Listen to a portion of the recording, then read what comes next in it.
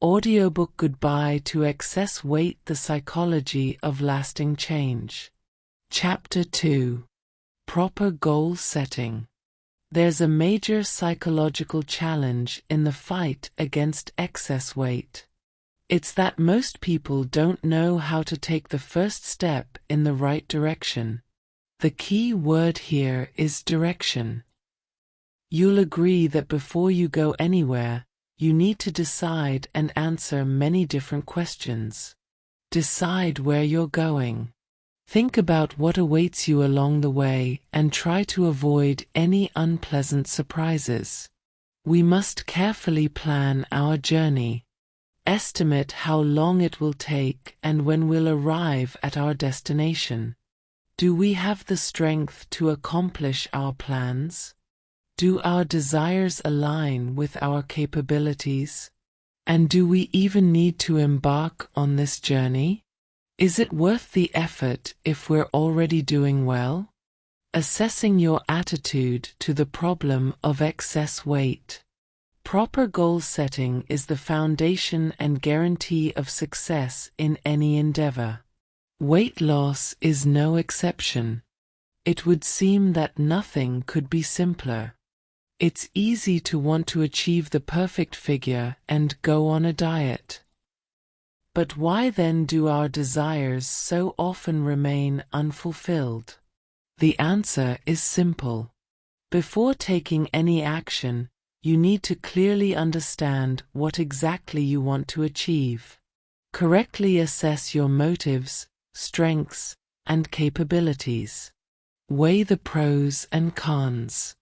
You'll agree, it's much easier to reach a lamppost when it's clearly visible than when it's hidden in fog. When the goal is visible, it's easier to estimate the distance, plan a route, and calculate your strength. When you can't see the goal, you're likely to wander off in the wrong direction, and things will end quite differently than you hoped. Your journey to your ideal weight will only be successful if you correctly assess your problem and set the right goals. Without this, even if you really want to lose weight and think you're making every effort to achieve your goal, you may not succeed. The results of your efforts depend not on what you do, but on how you do it. A magic wand for those wanting to lose weight.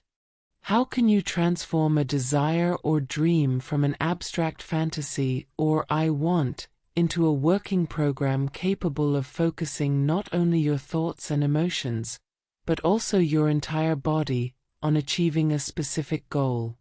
There are various goal-setting methods, but I like and use in my practice the technique proposed by the renowned American economist and publicist Peter Drucker.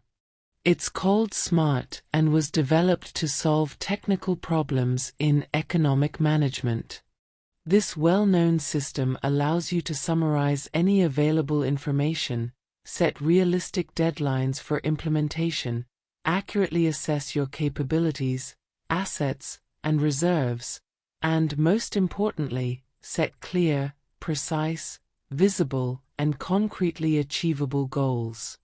I've adapted this system for setting goals for self-improvement, solving psychological problems, and, in particular, for simplifying and refining the goals of those who want to lose weight.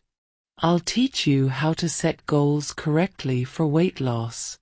I'll show you a technique for working with your desires that will direct your body toward your intended result without distracting you with false, secondary, and temporary pseudo-goals and pseudo-objectives.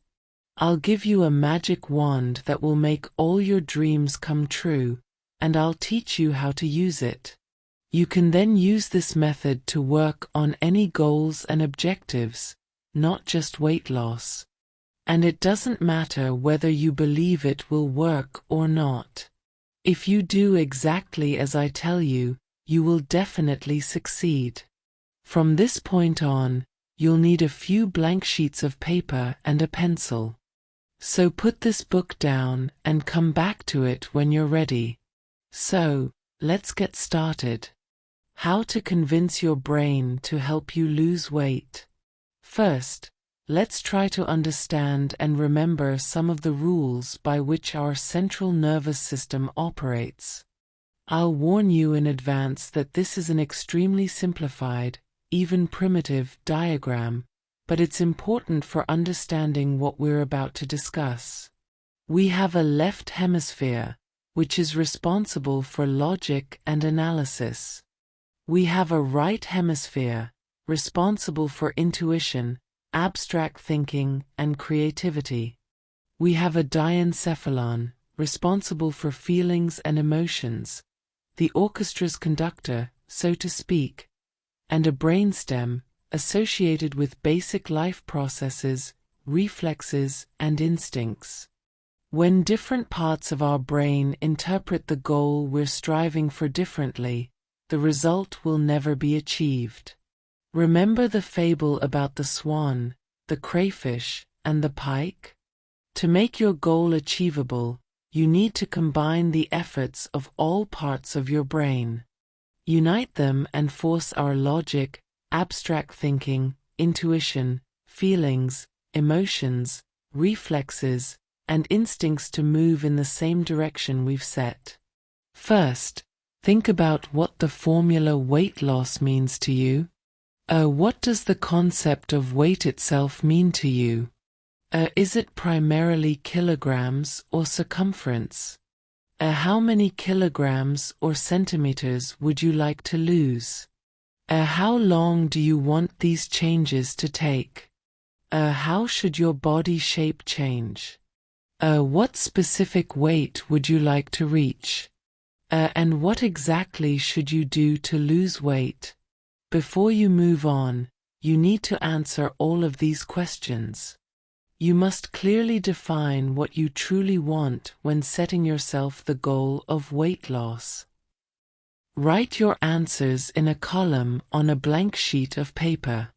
What you end up with will become a list of your weight loss goals. Don't worry about how you'll achieve them yet. Simply outline your desires. Your list might look something like this. I want to lose 20 kilograms. I want to weigh 58 kilograms. I want to lose weight by May 1st, 2019, or sooner. Note, you need to set a date, not a number of days, weeks, or months you want to achieve your goal. You need to specify a specific date and write the year in full. I want to drop 2 dress sizes. I want to look slim and toned and feel light when I move. I want my weight loss to be easy, effortless, natural, and effortless. Formulate your desires in your own words. Try to keep it to 5 to 6 points. Don't repeat what I've written. Focus on what you need specifically. I repeat, don't describe exactly how you want to fight excess weight.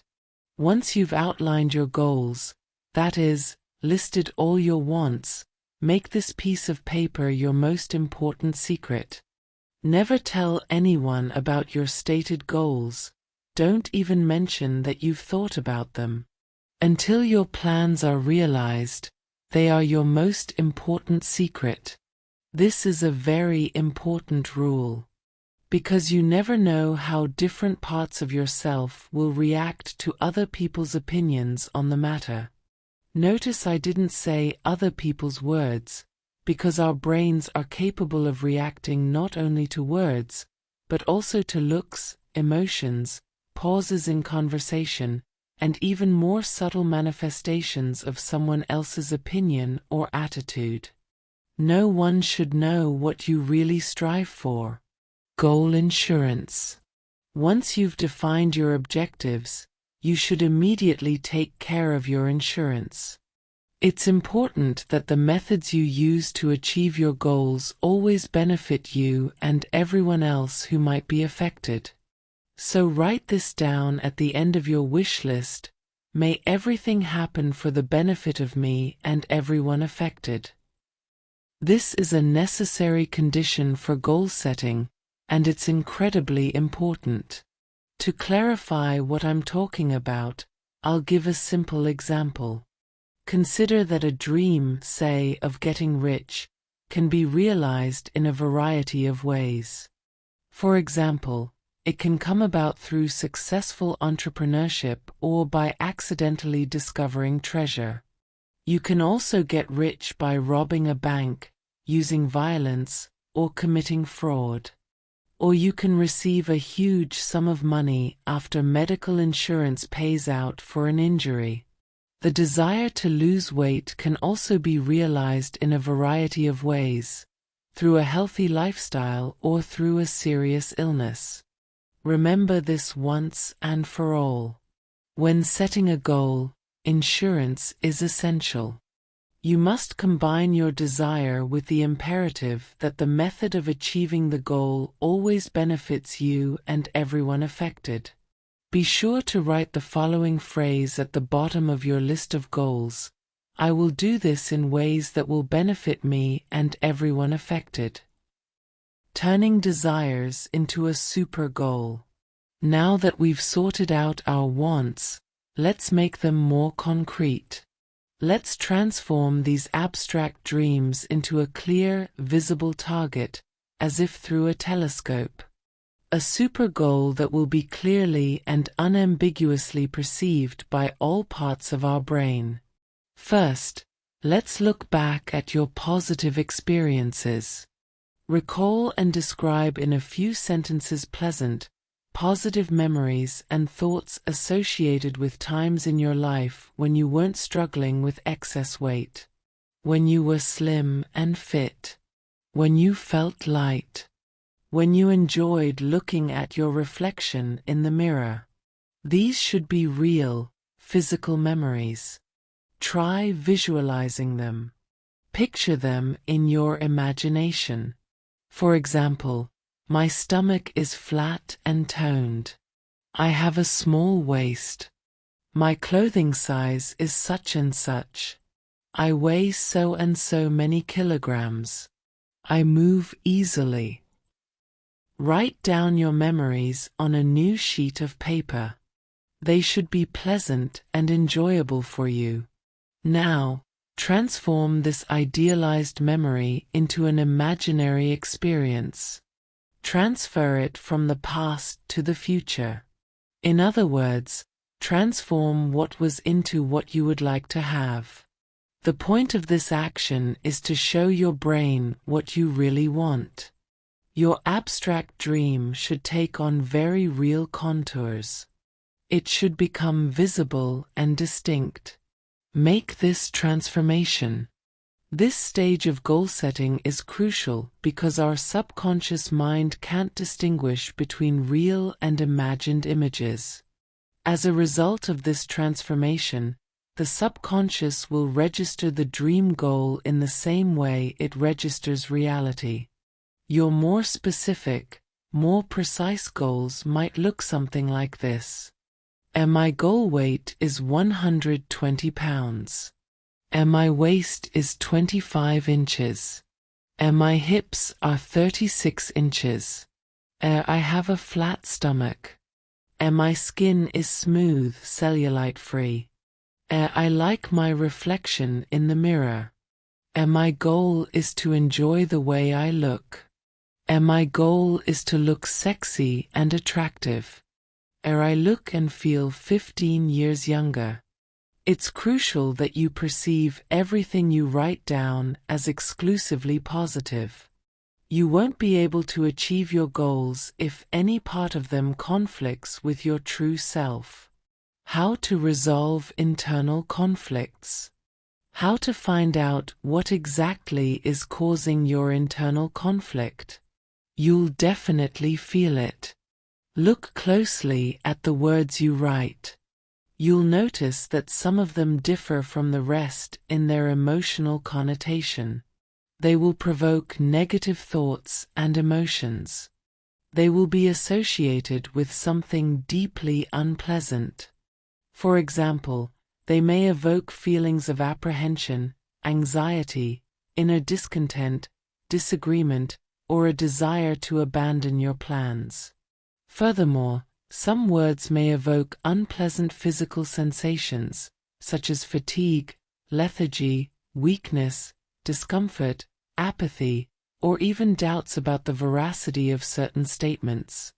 Perhaps you'll recognize among them someone else's opinion that you once considered correct, or clichés, truisms that you accept but with which, deep down, you disagree. Find words or phrases that evoke internal rejection and underline them. Internal conflict arises when linear logic opposes abstract thinking, when emotional perception dissonates with physical memory. This conflict will contribute to part of your brain sabotaging your body's efforts to achieve your goal. For example, it may trigger a paradoxical reaction to a therapeutic hypnosis session, triggering hunger instead of indifference to food. Or, after a flawless day of eating, it may activate a feeling of false self-pity, thus provoking unnecessary eating as a reward. Or, most characteristically, it may distract you from your goal, disguising internal sabotage as a feeling of laziness. When internal conflict exists, realizing your goal and achieving your desires can be extremely difficult. All parts of your inner self must work toward a single, unifying goal, weight loss. Otherwise, your goal will fall apart. You'll think you're doing everything you can to achieve your goal, but your plans will mysteriously remain unfulfilled. Losing faith in success is another sign of internal conflict hidden in poorly defined goals. The words you identify in your goal list that indicate internal conflict should be changed. Rewrite phrases containing these words so that they become perceived as relatively pleasant. What is the meaning of the word lose weight? In my practice, I often encounter people attaching a clearly negative connotation to the word lose weight. Instead of becoming thin, meaning less overweight, they attribute the meaning becoming bad, meaning feeling worse. In USA, the word thin has several meanings. The first refers to a person or animal with a thin, lean body lacking subcutaneous fat. The second truly means bad or evil. The third means decrepit, worn out, or full of holes. There is also an outdated, practically lost meaning indicating low birth, or the lowliness of a person's family. The meaning of a given word is always clear from the context of the phrase. It's impossible to make a mistake here. Why some of my patients so persistently associate the word lose weight with deteriorating health remains a mystery to me. This is a clear example of an internal conflict. Some part of you resists your intentions and tries to develop effective counterarguments. To dissuade you or intimidate you. To force you to back down. And if you encounter something similar while exploring your goals, don't try to dissuade yourself or deviate from the path leading to your goal. Simply replace lose weight with slim down.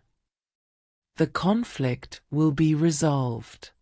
Now, why should you write down your goals and plans by hand, rather than typing on a computer or typewriter?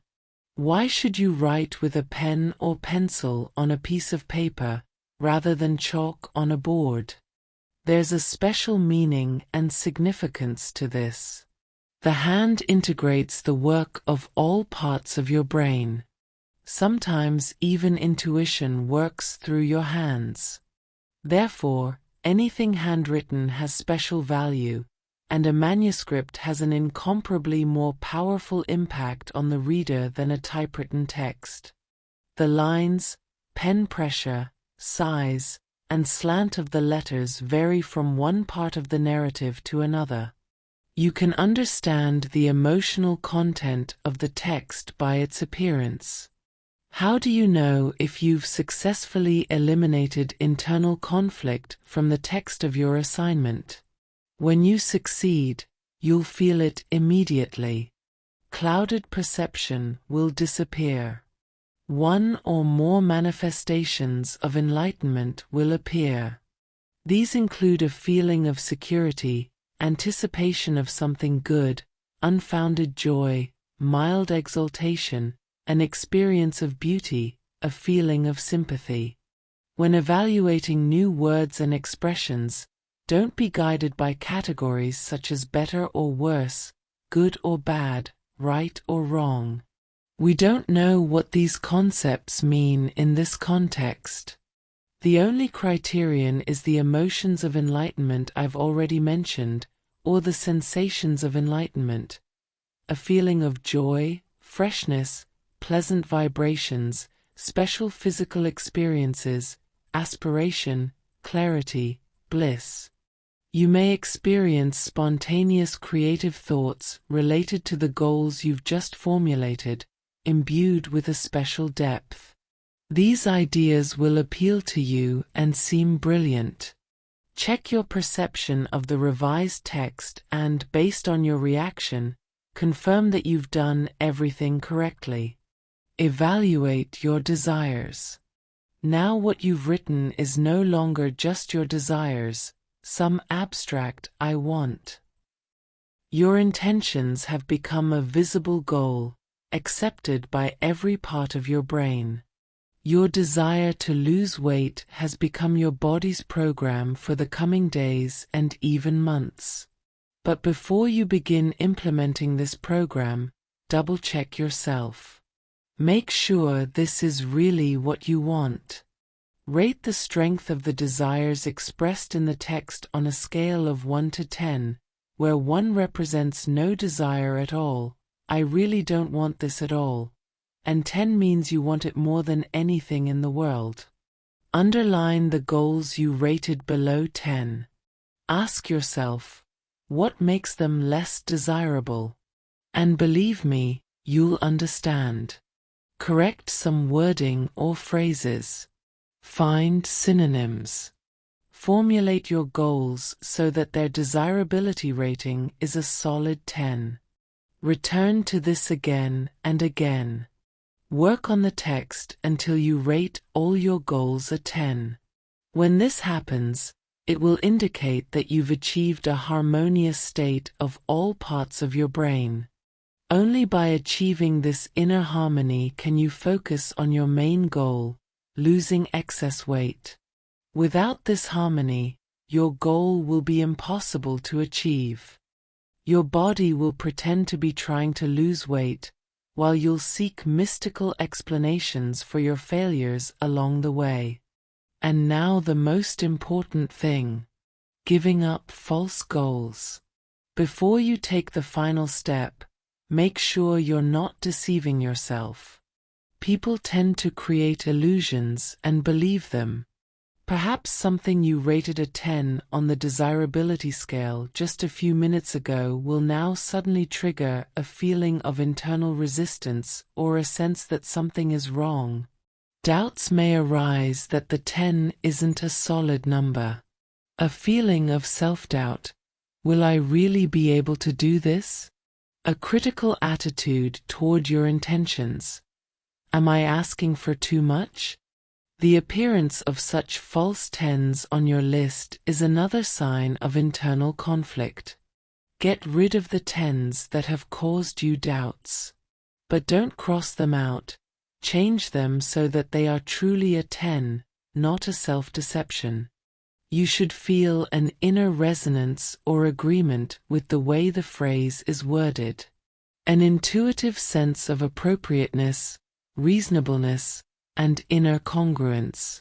Don't give up on goals that seem unrealistic to you, but which you accept as a solid 10.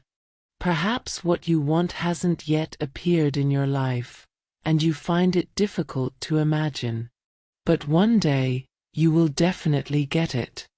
The result of this re-evaluation of values should leave you feeling uplifted, inspired, and enthusiastic. If not, rewrite your goals until you achieve the desired result. Until you catch yourself thinking that this is the best decision of your life. Remember this emotional state. Simplify your tasks. Once your goals are set, defined, and refined, rate their ease of achievement on a scale of 1 to 10, where 1 means practically impossible or incredibly difficult, and 10 means easier than easy or self-evident.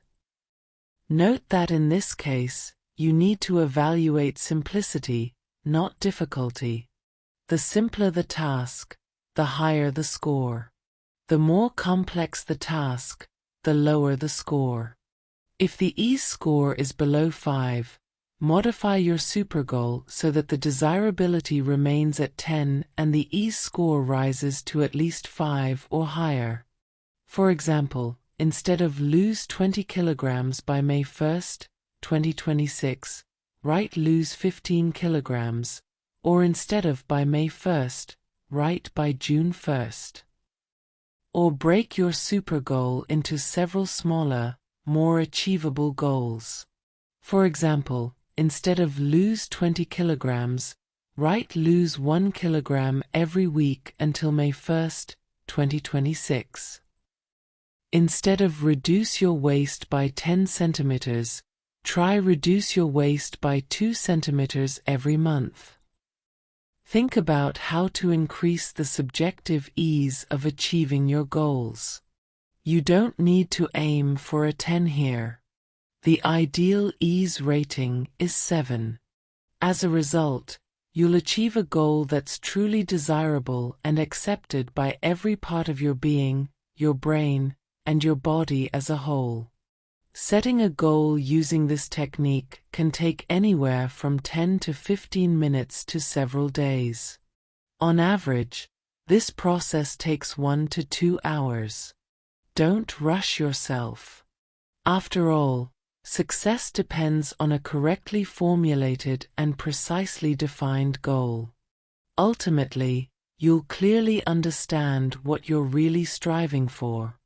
You'll learn how to recognize when your goal has been achieved and how easy it will be to achieve it. The main secret of goal setting. Once you've completed your task, all that's left to do is increase the significance of your goals for your body. Make them a top priority. This is necessary so that the weight loss program can begin working automatically, without your active control or involvement. This doesn't mean you won't have to do anything to achieve your goal, and everything will happen automatically. It means that even while you're sleeping, going to work, doing other chores, or simply lounging on the beach, your body will perform all the necessary weight loss actions automatically. Rewrite your finalized, edited goals on a new sheet of paper and add today's date, including, as you'll remember, the full year. Choose a time when no one will be home and you won't be interrupted. Turn off all sources of extraneous noise, the TV, the radio, the gas stove. Turn off your phone. And read your list of goals aloud at least 100 times in a row.